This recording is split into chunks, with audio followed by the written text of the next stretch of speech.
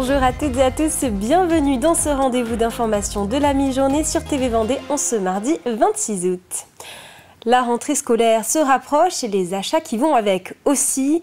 Les étudiants dépenseront en moyenne 800 € de plus que l'année dernière selon l'Union nationale des étudiants de France. Le loyer est le premier poste des dépenses, alors chaque économie est bonne à prendre. Pour aider cette population précaire, Emmaüs propose du 6 août au 15 novembre 50% de remise sur les vêtements, le linge de maison ou encore les meubles. Exemple à Véret avec Florian Wozniak et Louise Ménori. C'est l'heure des emplettes pour Oriane et Ninon. Alors direction Emmaüs pour les deux étudiantes. Ouais, c'est sûr, en tant qu'étudiante, c'est sûr que c'est bon plan. Hein. Je sais que moi j'achète plus trop dans les magasins de fast fashion, j'achète plus trop, je préfère aller dans des Emmaüs, des recycleries ou même des fripes quoi. J'aime bien aller souvent au Emmaüs, voir un peu ce qu'il y a et puis sans forcément d'idée précise de ce que j'ai envie de ce que je recherche quoi.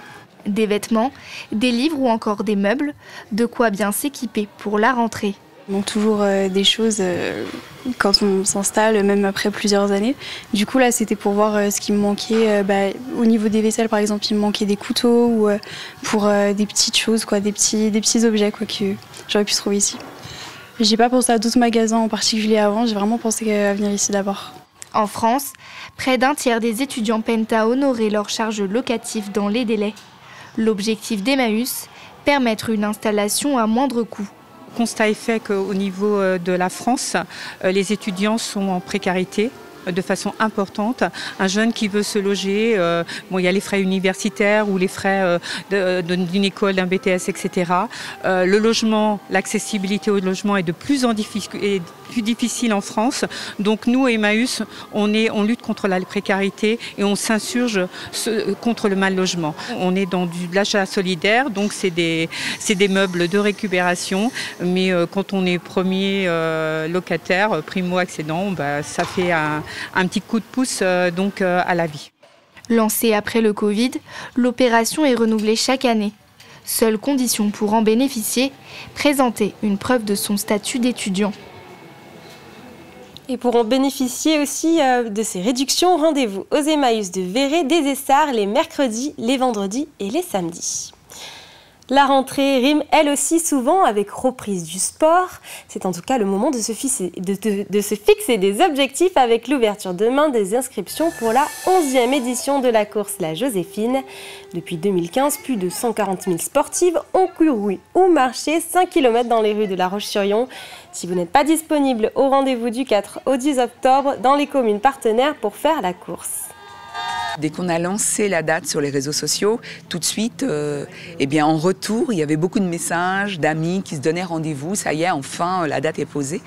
Et puis aussi, pour beaucoup de femmes, c'est aussi l'occasion de marcher ou de courir pendant 5 km. 5 km, c'est pas donné à tout le monde.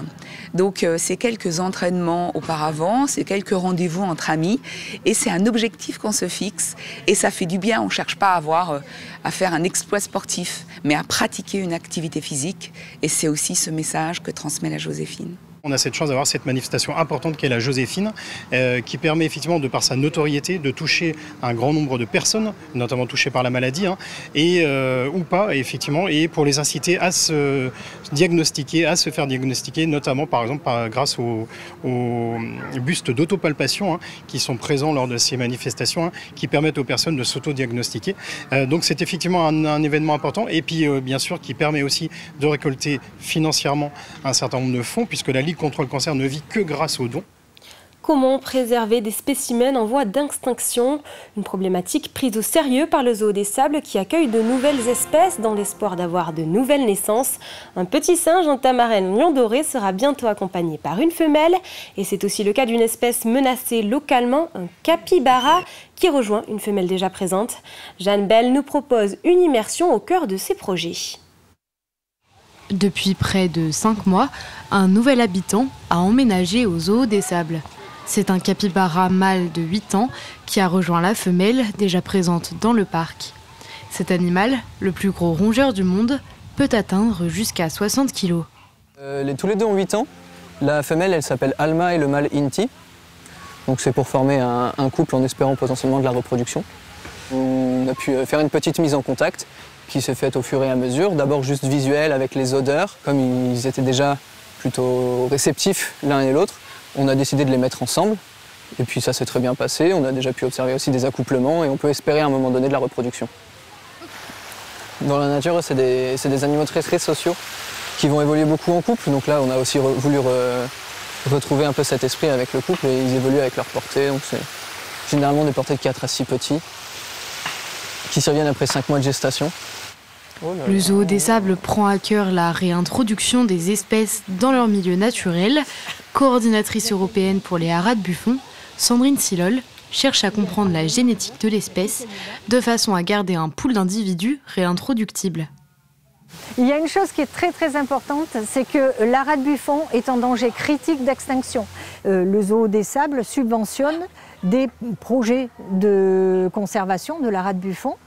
Donc cette année, il va y avoir une réintroduction d'haras de Buffon au mois de septembre. Des haras de Buffon qui ne sont pas issus du plan d'élevage européen, mais qui sont issus de la Fondation Jean Belly qui les reproduit. Ils vont être relâchés vers la fin de mon séjour là-bas. Comme eux, ce tamarin lion doré est en voie critique d'extinction.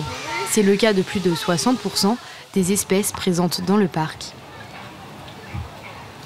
On termine ce journal à Sallertaine. Dimanche dernier, les traditions sallertinoises étaient rythmées par un défilé maraîchin, un battage en ancienne ou encore des dégustations de gaufres maraîchines. Un programme concocté par l'association Terre de Sallertaine pour transmettre cette culture aux plus jeunes. C'est très prenant de maintenir un système culturel de cette façon parce qu'il faut avoir quand même un peu de mémoire de ce qui s'est passé autrefois. C'est pas évident on est prêt à incorporer des jeunes dans l'association pour certaines choses, mais pour entretenir du matériel qui date de 1950 ou voire avant, eh bien, il faut quand même de certaines connaissances, hein, et ça demande beaucoup d'heures d'entretien. Le jour où ça marche, c'est bien, mais il y a des fois où ça tombe en panne.